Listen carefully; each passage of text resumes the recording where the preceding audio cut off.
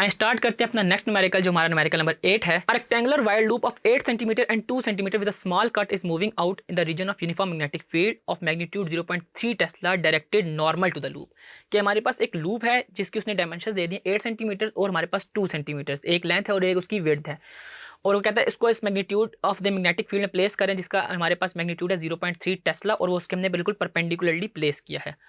What the EMF developed across the cut if the velocity of the loop is 1 centimetre पर second. अगर इसकी velocity हमारे पास इतनी होगी तो हमारे पास EMF कितनी होगी, हमसे ये क्वेश्चन पूछा है। पहला पार्ट है लॉन्गर साइड की EMF निकालनी है, दूसरा पार्ट है शॉर्टर साइड की, और तीसरा पार्ट है for how long does the induce voltage last in each case. के हमारे पास इन दोनों केसेस में हमारे पास कितना EMF रह जाएगा। हमारे पास गिवन डाटा में सबसे पहले है लेंथ जो कि मेरे पास है 8 सेंटीमीटर और जो विड्थ है वो मेरे पास है 2 सेंटीमीटर। अगर मैं इनको मीटर्स में कन्वर्ट करूँ तो ये मेरे पास 0.08 मीटर्स हो जाएगी और विड्थ जो है वो मेरे पास 0.02 मीटर्स हो जाएगी। इसके अलावा मैग्नेटिक फील्ड यानी कि जो मैग्नेटिक फील्ड बी की वैल्यू है वो मेरे पास है इक्वल टू 0.3 टेस्ला और हमारे पास वेलोसिटी ऑफ द लूप जो है वो 1 सेंटीमीटर्स पर सेकेंड है।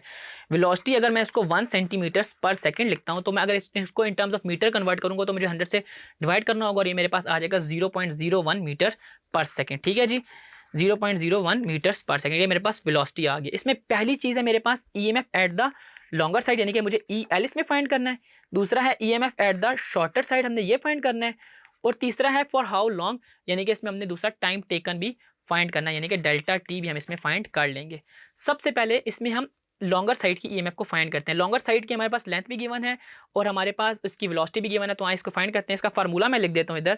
EL का फार्मूला था आपके पास BLV, ठीक है। B आपके पास है, लेंथ आपके पास है और V आपके पास है। अब हम इनकी वैल्यूज को 1 बाय 1 करके इनमें पुट करते हैं। B की वैल्यू थी मेरे पास 0.3, L की वैल्यू थी मेरे पास हमारे पास 0.08। जब मैं 0.08 है और इसके पास जो वेलोसिटी है वो है 0.01 मीटर पर सेकेंड। जब हम इन तीनों वैल्यूज़ को आपस में मल्टीप्लाई करते हैं तो ये इक्वल आता है 2.4 इंटू 10⁻⁻4 वोल्ट। 2.4 इंटू 10⁻⁻4 वोल्ट जो मेरे पास EMF इंड्यूस हो रही थी लॉन्गर साइड पे यानी कि जो L वाली साइड पे है। इसके बाद है हमारे पास शॉर्टर साइड पे। शॉर्टर साइड पे हमारे पास विड्थ होगी यानी कि जो उसकी 8 सेंटीमीटर थी वो अब 2 सेंटीमीटर रह गई ये लेंथ।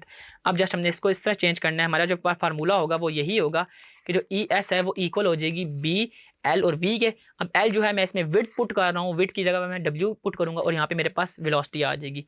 B है मेरे पास 0.3, विड्थ है मेरे पास 0.02 मीटर। आपको याद होगा हमने 2 सेंटीमीटर थी तो जब मैंने इसको मीटर में कन्वर्ट किया था तो 0.02 मीटर आ गई थी। और वेलोसिटी है मेरे पास 0.01 मीटर पर सेकेंड।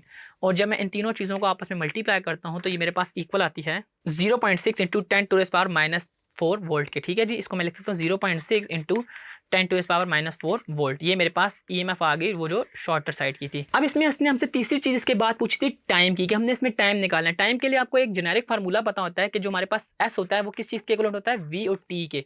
जो डिस्टेंस होता है वो इज इक्वल टू होता है V इंटू T, जो हमने न्यूटन फर्स्ट लॉ अपनी प्रीवियस क्लासेज में भी इसको पढ़ रखा है।